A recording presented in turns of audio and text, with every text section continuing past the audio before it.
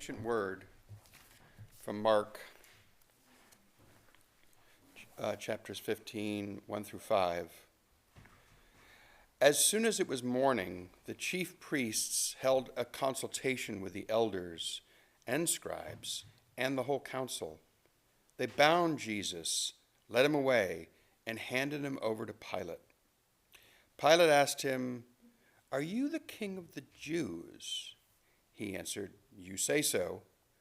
Then the chief priests accused him of many things. Pilate asked him again, "Have you no answer? See how many charges they bring against you." But Jesus made no further reply, so that Pilate was amazed. And now a contemporary word, In Nobody, Who Are You? By Emily Dickinson. I'm nobody. Who are you? Are you nobody too? Then there's a pair of us. Don't tell, they'll advertise, you know. How dreary to be somebody. How public, like a frog. To tell one's name the livelong June to an admiring bog.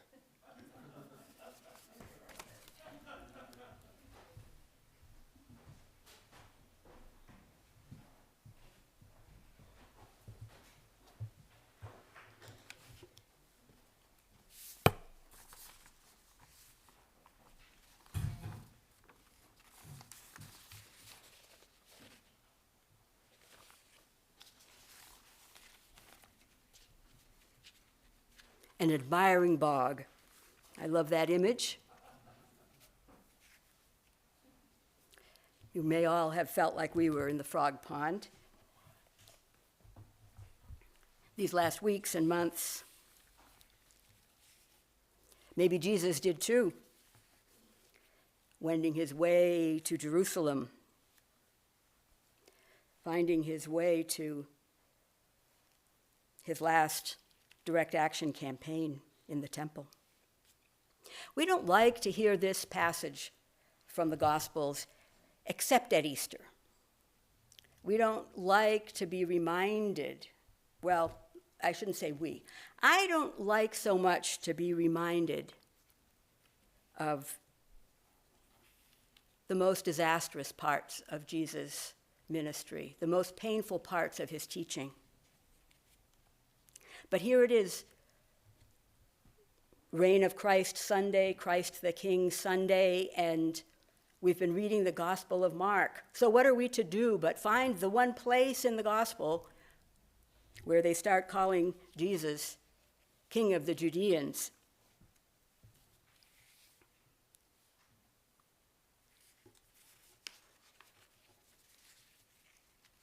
Now, if I were Pilate, arriving to the courts early. You know, I just have two main parts of my job. One is law enforcement, and the other is, well, collecting taxes. There's a few other things, but that's the main part. So I arrived to the courts early. And here come the priests and the elders. Here come the scribes. Whisper, whisper, whisper. They have a man with them that they claim is a rebel. A rebel. And so they tell me all their accusations. Their biggest one is blasphemy, because they say that he said he was the anointed one. Well, you know, if you're the anointed one, it could mean that you're king, or it could mean that you're a priest. This man looked like neither one, though. He was not dressed like a king, just had a simple garment. Looked like he'd been beaten up a bit. Certainly hadn't had any sleep.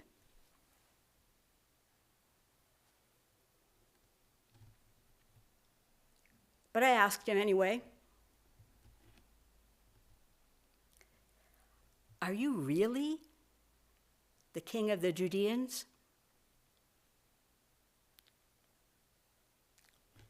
All he said was, "If you say so, so you say." Is that what you say? He wouldn't answer yes or no. It wasn't so simple, perhaps, to him. But it was that simple for the people who had brought him before me.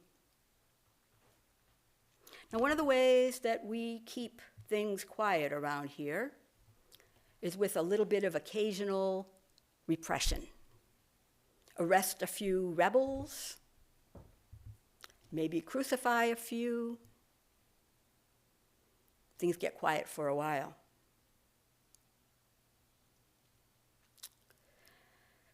Well, it depends on what kind of rebel. Now, if these were violent rebels, the kind who brought weapons to overthrow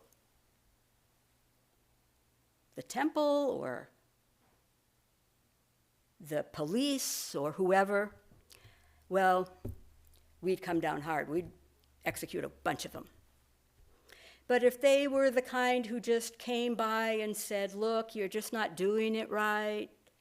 You're supposed to take care of the elders and the widows and the orphans. You're supposed to take care of the aliens and visit the prisoners. You're supposed to heal the sick.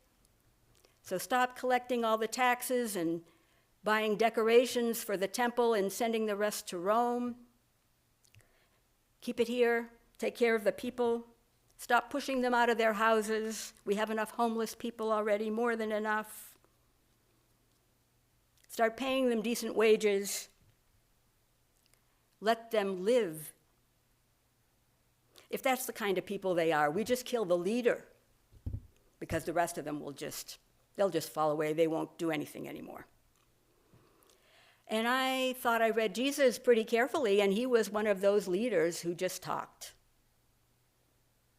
He didn't have a knife on him. He didn't even have a pocket on him, I could tell. There he was. But he would not deny the charges, and so, well, we arrested him. There's a lot of ways of telling this story. You could tell it so that it made the priests look really bad. The Jewish leaders, it was their fault that Jesus was arrested and that Jesus was crucified. Or you could say, well, the Roman Empire has been dominating this nation for 130-something years. If anything happens here, they're the ones. Now, as prefect, I, Pontius Pilate, well, I managed to get other people to cause the problems. So it was hard to pin anything on me. It was the police who went out and took their batons and beat people in the streets, or it was the police who arrested people. It was the guards who did the executions. But hey, I was the prefect. You can be pretty sure none of that happened without my knowledge or approval.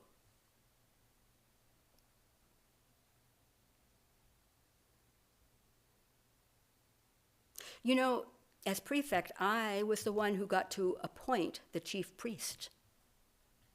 Now, my predecessor put a new chief priest in charge every year. I did the opposite.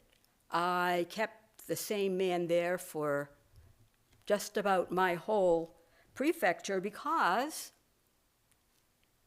he would do what I asked. So, tell me, whose version of the story is right? Tell me whose version of the story is right. There's There's so many ways to tell this story. One of the things I especially liked to do was to get them arguing with each other, so they wouldn't argue with me. So I'd have my little spies go out and stir up a disagreement between the scribes and the Pharisees, or the Sadducees and the scribes, or whatever.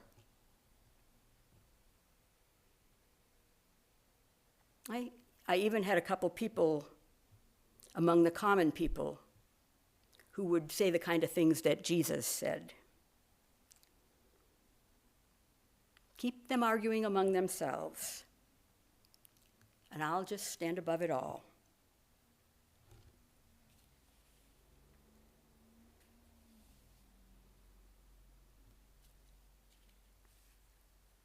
Well, that may not be the version of Pontius Pilate that you're accustomed to hearing. But I think in light of where we are today, it may make more sense.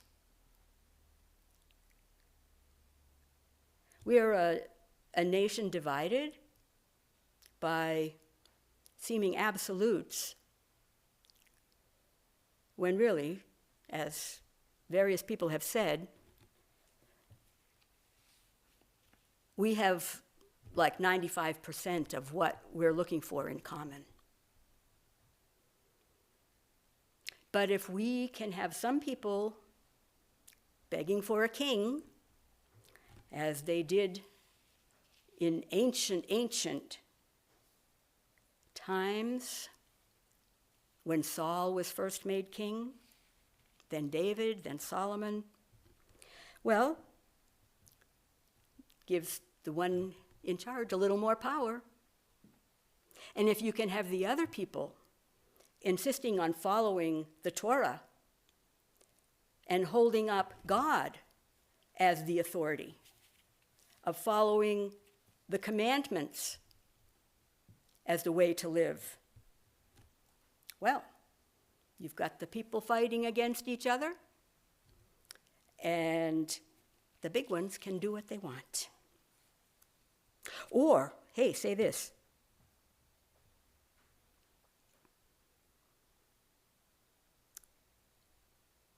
You could have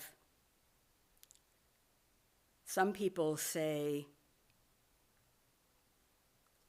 you got to do it this way. This is the right way to worship. This is the right way to honor God. And other people say, no, this is the right way to honor God. You know, the image of a king. Remember what God said when they first asked for a king? Do you remember? God said, listen, this is what a king will do. He'll take you into slave labor. He will tax you. He will claim your property. He will force you to fight in wars, unnecessary wars. The people said, but we want a king like everybody else has a king. It's been a long time, of course, now. It's been a couple thousand years since those times. But things do go back and forth. Sometimes there's a good king, sometimes not so good. Because a good king sees to it that people have access to food, that they are paid adequate wages, that they can provide housing for themselves, that they can live a life of self-respect and mutual respect, knowing that each one is playing their part.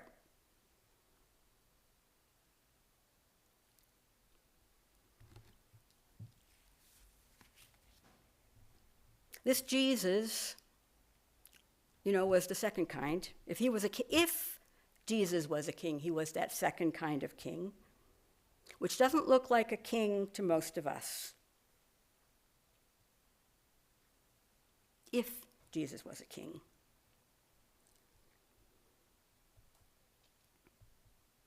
A couple days before this, he had been over in the temple and he disrupted business. You should not interfere with business.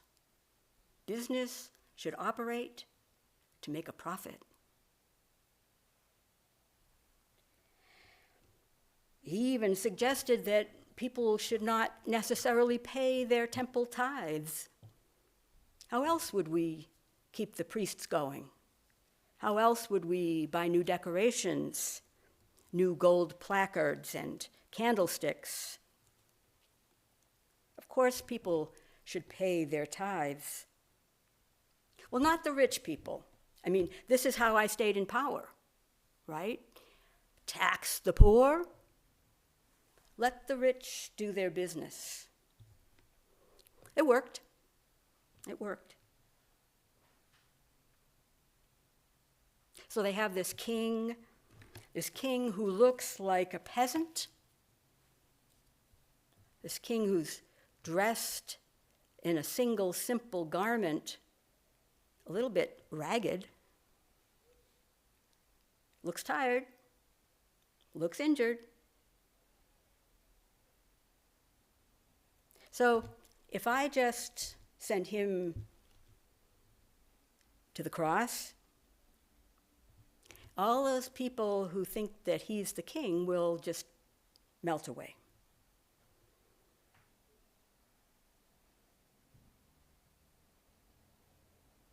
So they said, that's not exactly how it happened, is it? Because what we know is that 40 or so years later, Mark was writing a gospel. Yes, Mark picked up the word that was going around that it was all the priest's fault. Of course, at that time, they had to look like they were not attacking Rome. But these followers of Jesus, they were spread out all over the place. They were starting new little clubs. They'd get together and sing and have a meal. They'd say, we'll follow Jesus. We will feed the hungry, clothe the naked, heal the sick.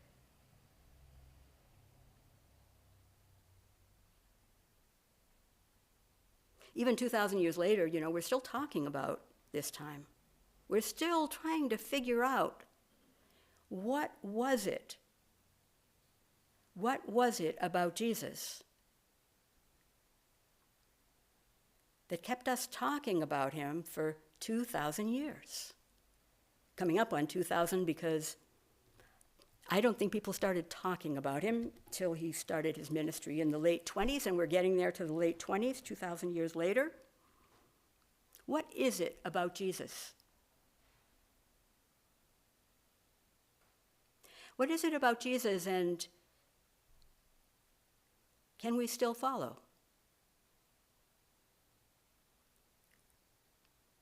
I'm not that big on kings myself. It's a different time we live in, a different political time, a different economic time. It's a different religious time. It's a different technological time. It's a different time.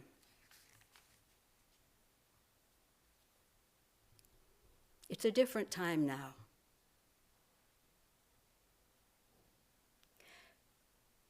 And even so, all the things that Jesus taught are still needed. That's why we gather.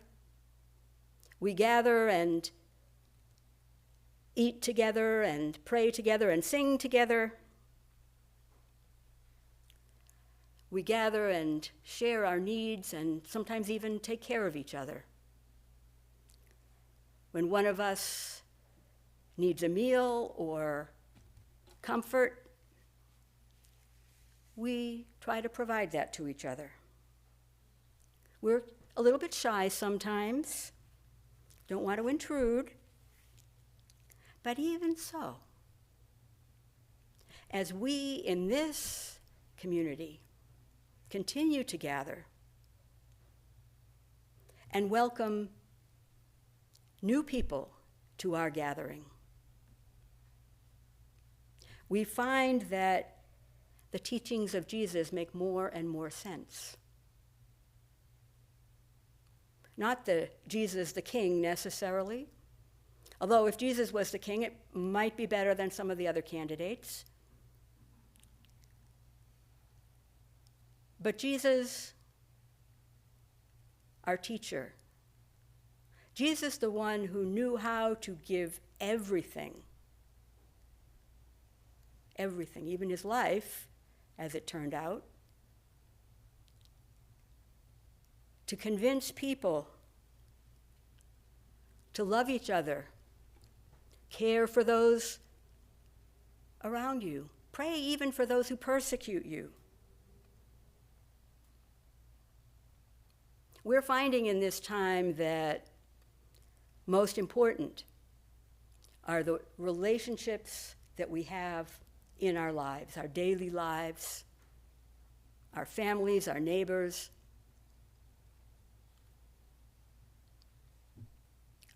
our friends here in the church.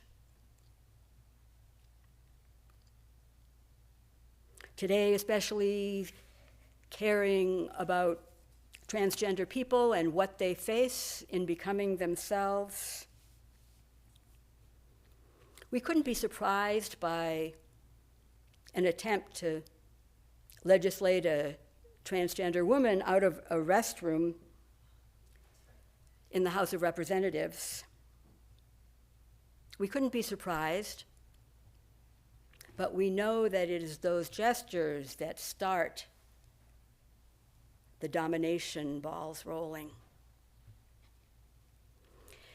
So like Jesus, we are also called to resist. And resistance for each one of us is a different thing. We each live in a different place. We have different life experiences.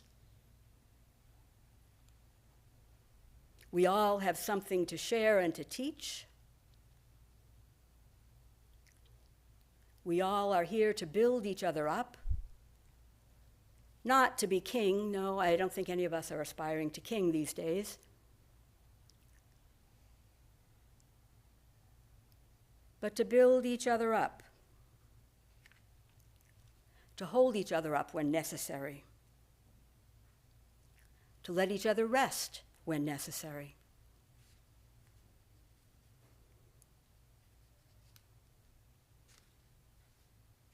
Our call doesn't change 1 year to the next, 1 week to the next. It is a challenge to remember that call. But that is our challenge in this season, I think. Our challenge is to remember Jesus' deepest teachings, even as we look toward what we call Advent, this season where we're waiting for the birth of, hark, the herald angels sing glory to the newborn King. I remember that song, right? We have our songs, and yet this is where we're going. We're taking a step back and we're waiting and saying, may this new life, may this new teaching, may this new beingness come into our hearts, even as we don't know what is coming.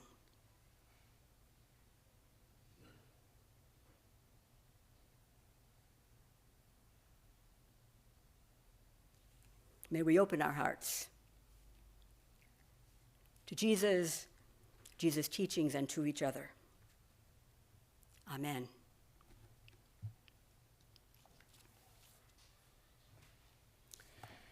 Well, let's hear an anthem, Antonio Vivaldi, Sonata RV 758.